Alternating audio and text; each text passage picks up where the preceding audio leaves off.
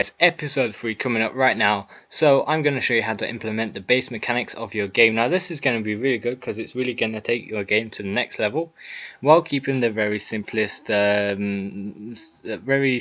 approach with at least the least amount of work required and the least amount of coding or node visual scripting possible.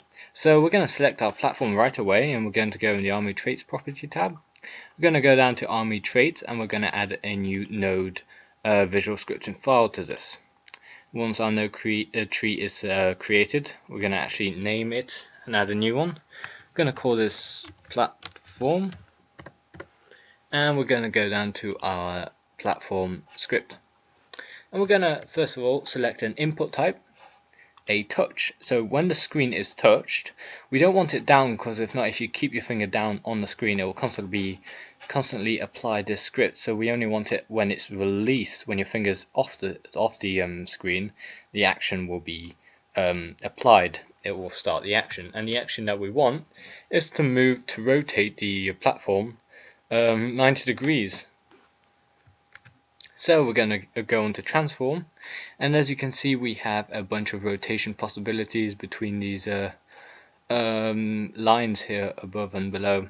And the rotation we want is not the set object rotation, but the rotate object, because the set object rotation only allows us to set the object rotation on a certain angle. We can't restart the script. It won't allow us to loop it, so we can't restart it. So once you click once, you can't continue clicking and rotating the object around again, which isn't what we want. So we're going to plug the out into the in of the simple rotate object. We're going to select the angles and degrees here. So we have angles and degrees. And for good measure, we're going to select the platform, which we can rename platform. Wow, we're renaming things now, incredible. And we're going to select it to 0.45. We're going to add that value to the x-axis, and we're going to set the degree angle to 90 degrees, so it snaps onto 90 degrees directly. Now if we try this right away, you will see that it should work, and if it doesn't, then I screw it up somehow, which is unlikely, because it's pretty straightforward. And as soon as it loads, you'll be able to see that the basic mechanics of our game are set up. And when I click and release the mouse, it rotates, which is great, exactly what we want. And now we can avoid all the obstacles. Now, however, the player is a little slow, but my idea was you start slow, and obviously the more levels you go through, the more the faster the speed will be.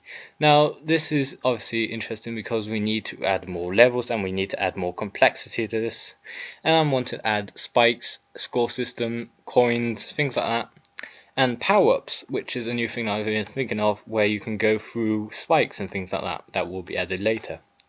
So thank you very much for following this part of the tutorial. It was very simple. It was as beginner friendly as I could make it.